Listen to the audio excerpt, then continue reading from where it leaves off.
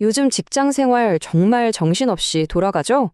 주 4.5일제 논의가 시작되는가 하면 재택근무가 생각지도 못한 부작용을 낳기도 하고요. 그래서 오늘은 지금 가장 뜨거운 노동계 이슈 5가지, 그 핵심만 딱 짚어서 알기 쉽게 설명해 드릴게요. 오늘 제가 들려드릴 이야기는요. 노무법인 신유의 이경무 공인노무사님 그리고 한국갈등전환센터가 함께 펴낸 자료를 바탕으로 했습니다. 현장의 목소리와 깊이 있는 분석이 담긴 만큼 믿고 들으셔도 좋습니다. 자, 그래서 오늘 다룰 5가지 핵심 업데이트입니다. 첫째, 노동시간 단축이라는 아주 큰 그림부터 시작해서요. 둘째, 정부 조직은 어떻게 바뀌고 있는지. 셋째, 한 직장인이 겪은 안타까운 사례도 들여다볼 거고요. 넷째, 이런 위기를 기회로 만드는 법까지 살펴본 다음에 마지막엔 여러분의 관계를 돌아보게 할 책 한 권도 소개해 드릴게요. 그럼 바로 시작해 볼까요? 자, 첫 번째 소식입니다. 요즘 가장 큰 화두죠. 바로 실노동시간 단축 문제입니다. 드디어 정부가 이 문제를 다루기 위한 특별 추진단, 그러니까 태스크포스를 공식적으로 출범시켰습니다. 이거야말로 우리 모두가 가장 궁금해하는 질문 아닐까요?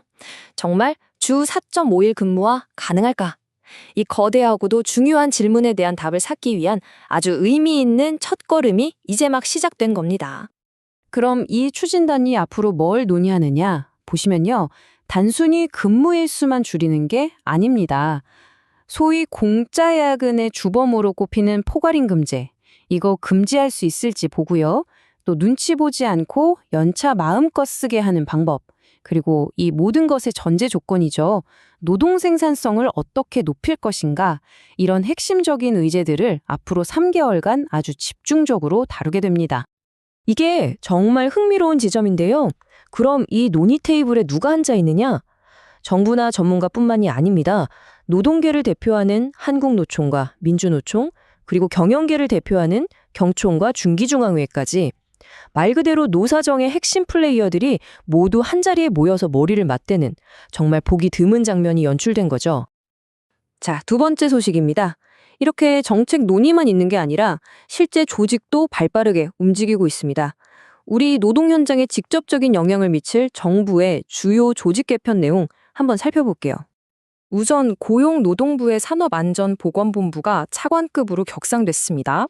이게 단순히 그냥 자리만 높아진 게 아니에요.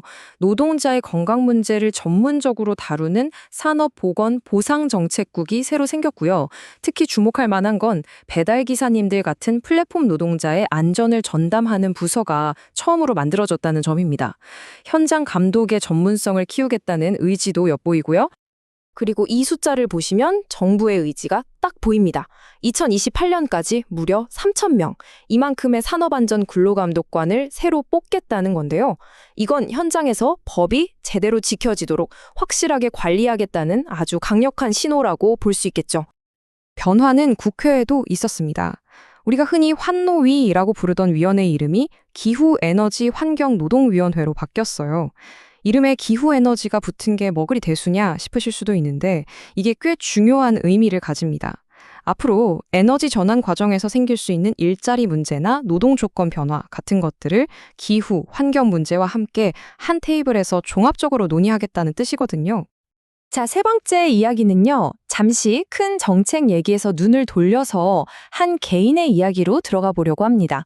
직장 내 괴롭힘 피해자를 보호한다는 명분으로 실시된 재택근무가 어떻게 그 피해자를 더 깊은 고립의 늪으로 밀어넣었는지 그 안타까운 이면을 한번 들여다보겠습니다.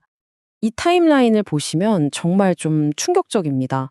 한 직원이 성추행 피해를 신고하자 회사는 가해자와 분리해야 한다는 명목으로 2년 동안 재택근무를 하라고 합니다.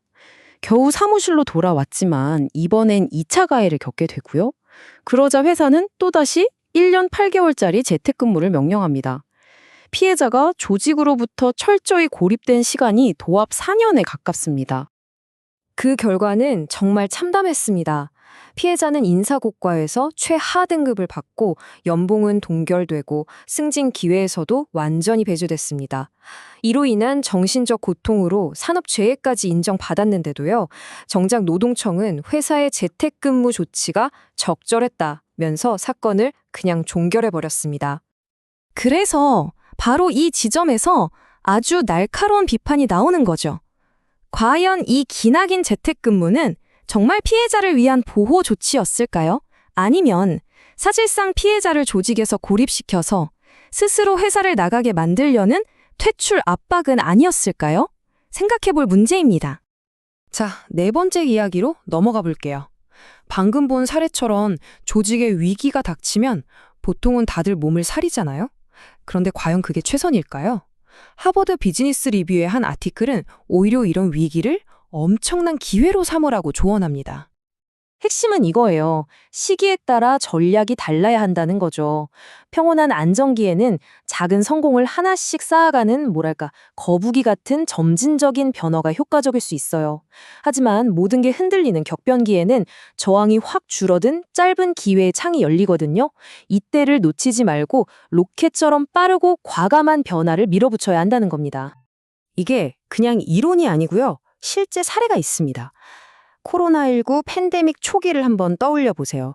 수많은 병원들이 평소 같았으면 몇 년은 걸렸을 복잡한 절차 개선이나 새로운 장비 도입 같은 혁신을 단 몇 주 만에 해냈습니다. 그야말로 위기가 변화를 위한 급행 티켓이 된 셈이죠. 어느덧 마지막 5번째 이야기네요. 투데이스북 시간입니다. 지금까지 노동시간, 조직 개편, 직장 내 괴롭힘 문제까지 쭉 살펴봤는데요. 사실 이 모든 것의 중심에는 결국 사람, 그리고 관계가 있잖아요. 이와 관련해서 우리가 곱씹어볼 만한 책 한 권을 준비했습니다. 정문정 작가의 책 무례한 사람에게 웃으며 대처하는 법에 나오는 개념인데요. 여러분 혹시 에너지 뱀파이어라고 들어보셨어요? 말 그대로 우리의 긍정적인 에너지를 쪽쪽 빨아먹는 그런 사람들이죠. 이들은 교묘하게 우리의 기를 빼앗고 지치게 만들고 결국에는 나 없으면 넌 안 돼 라는 식으로 자신에게 의존하게 만듭니다. 그래서 책은 우리에게 정말 단순하지만 아주 근본적인 질문 하나를 던집니다. 저 사람 곁에서 나는 더 나빠진 걸까? 아니면 더 좋아진 걸까? 직장에서든 아니면 개인적인 삶에서든 여러분의 주변 관계들을 이 질문에 한번 비춰보시면 어떨까요? 어쩌면 그 답이 여러분의 다음 발걸음을 어디로 향하게 할지 알려줄지도 모릅니다.